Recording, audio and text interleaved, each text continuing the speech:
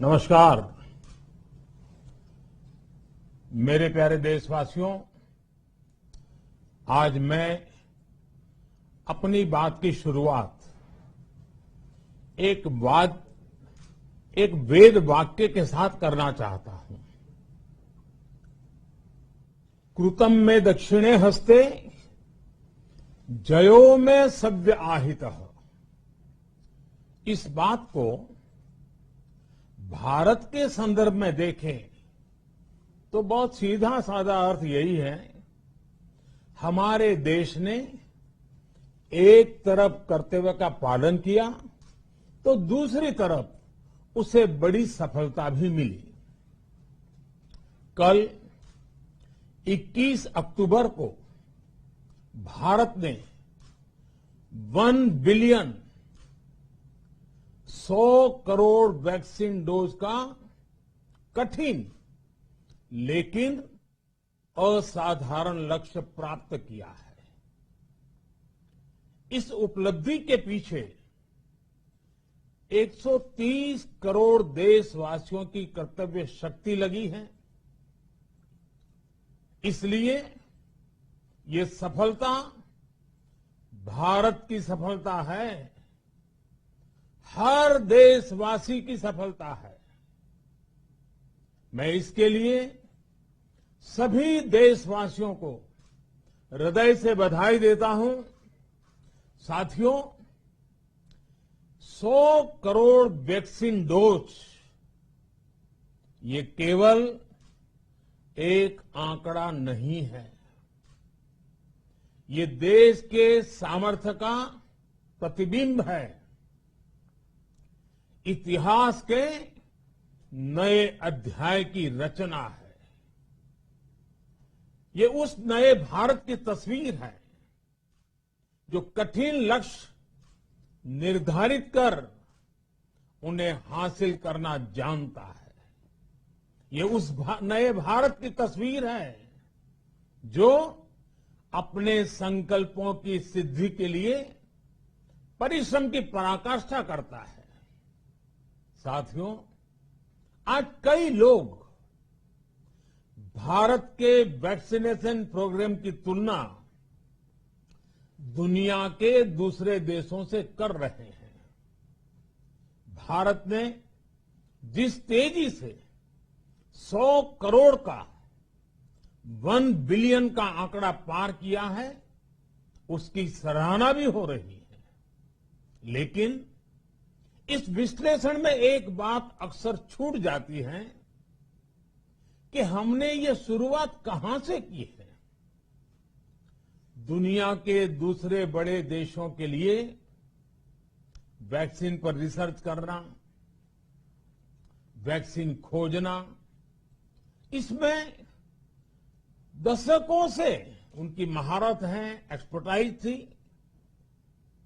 भारत अधिकतर इन देशों की बनाई वैक्सीनेशन पर ही निर्भर रहता था, हम बाहर से मंगवाते थे।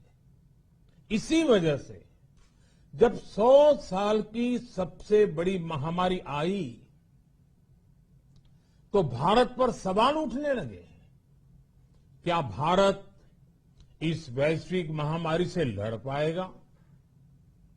भारत दूसरे देशों से इतनी वैक्सीन खरीदने का पैसा कहां से लाएगा? भारत को वैक्सीन कब मिलेगी? भारत के लोगों को वैक्सीन मिलेगी भी या नहीं? क्या भारत इतने लोगों को टीका लगा पाएगा कि महामारी को फैलने से रोक सके? भांति भांति के सवाल थे। लेकिन आज ये 100 करोड़ वैक्सीन डोज हर सवाल का जवाब दे रहा है। भारत ने अपने नागरिकों को 100 करोड़ वैक्सीन डोज लगाई हैं और वो भी मुफ्त, बिना पैसा लिए। साथियों, 100 करोड़ वैक्सीन डोज का एक प्रभाव ये भी होगा कि दुनिया अब भारत को कोरोना से ज्यादा सुरक्षित मानेगी। एक फार्मा हब के रूप में भारत को दुनिया में जो स्वीकृति मिली हुई है, उसे और मजबूती मिलेगी।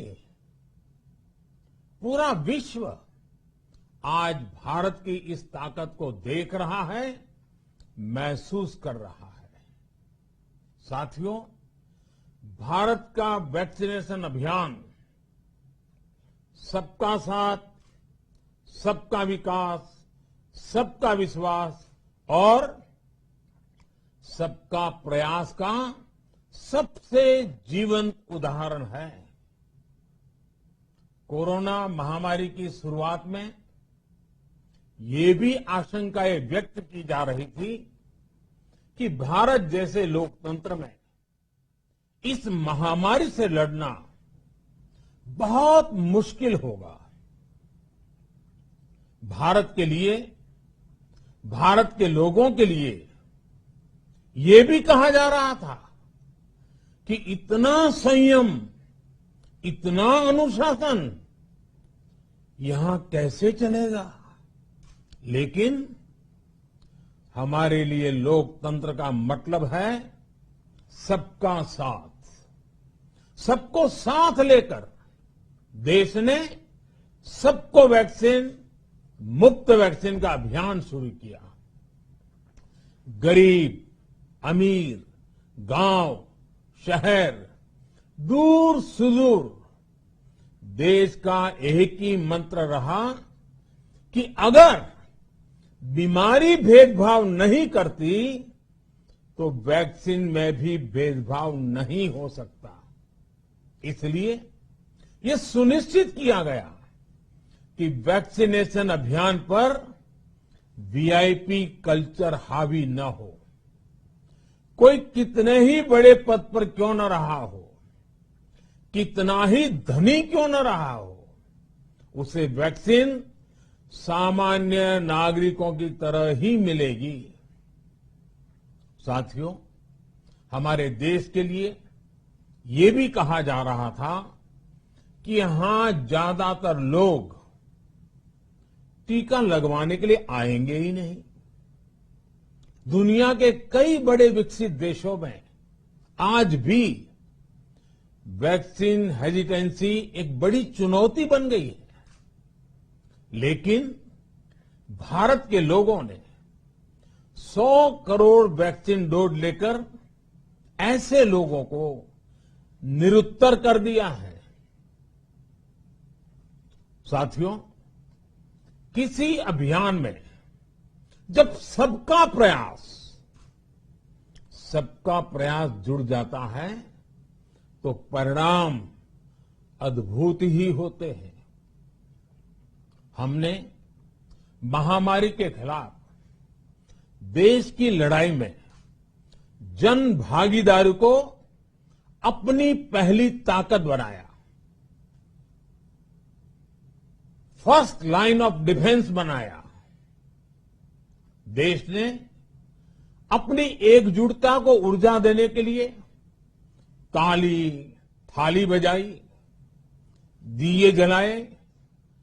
तब कुछ लोगों ने कहा था कि क्या इससे बीमारी भाग जाएगी।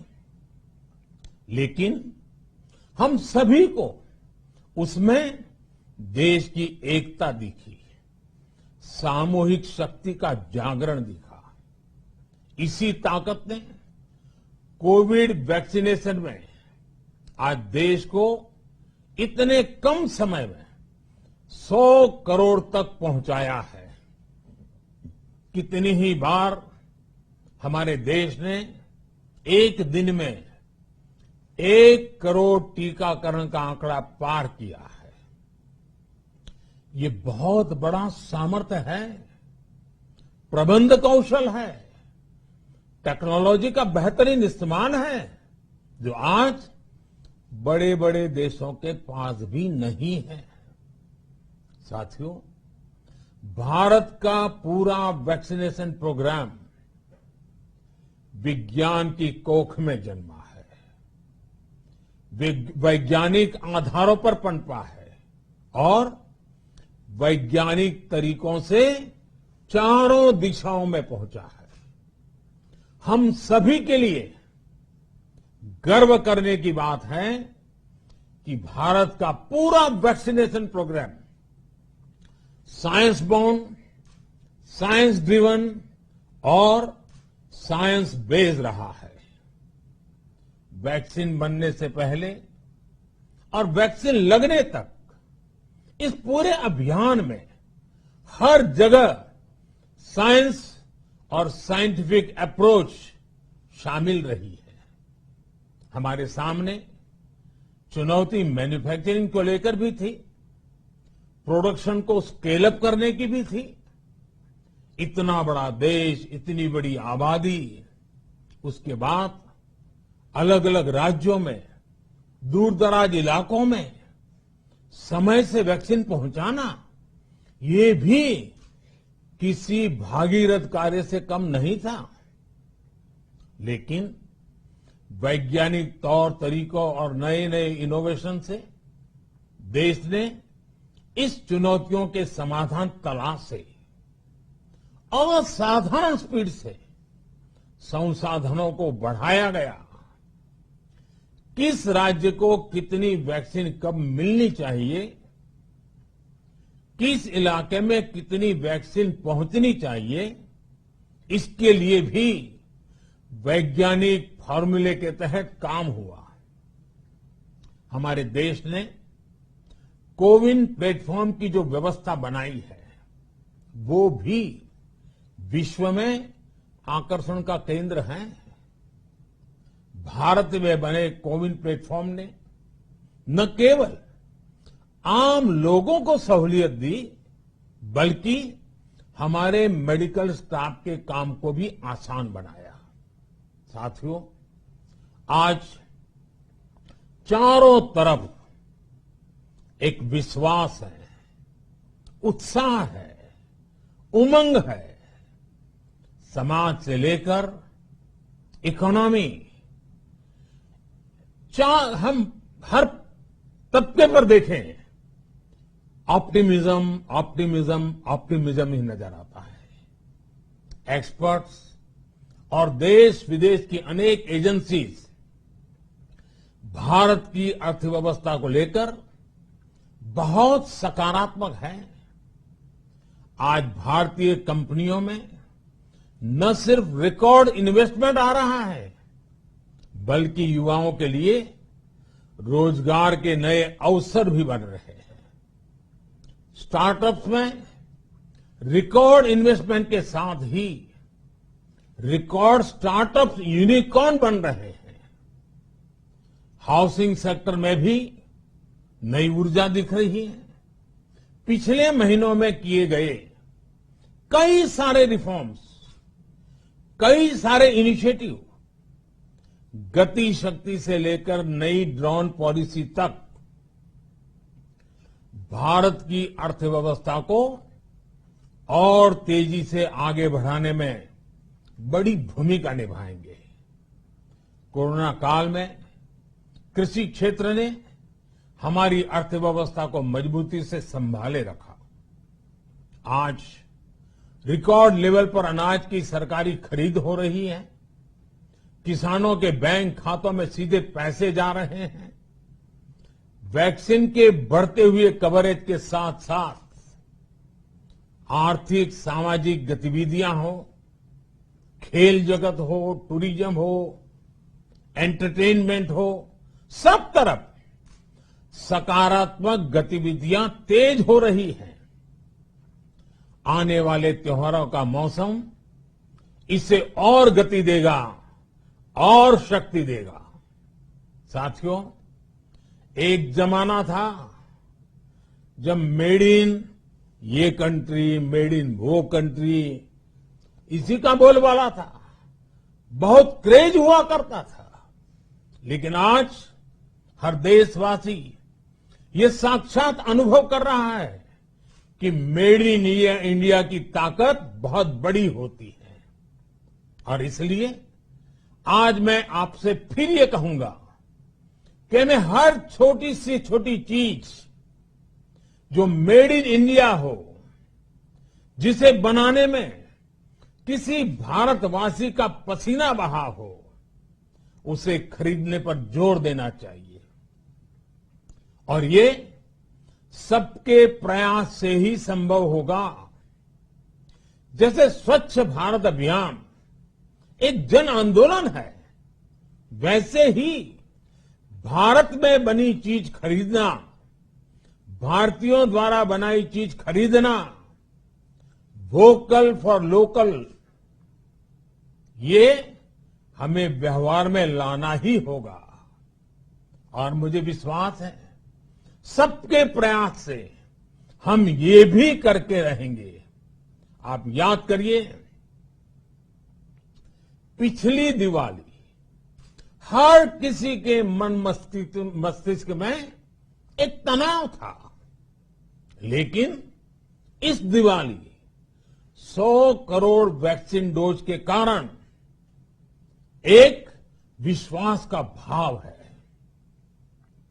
अगर मेरे देश की वैक्सीन मुझे सुरक्षा दे सकती है, तो मेरे देश का उत्पादन, मेरे देश में बने सामान मेरी दिवाली और भी भव्य बना सकते हैं।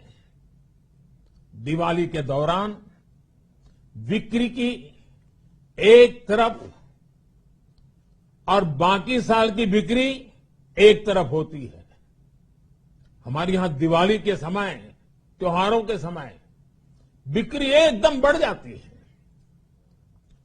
100 करोड़ वैक्सीन डोज हमारे छोटे छोटे दुकानदारों, हमारे छोटे छोटे उद्यमियों, हमारे रेहड़ी पटरी वाले भाइयों बहनों, सभी के लिए आशा की किरण बनकर आई है। साथियों, आज हमारे सामने अमृत महोत्सव के संकल्प है, तो ऐसे में हमारी ये सफलता हमें एक नया आत्मविश्वास दिलाती है।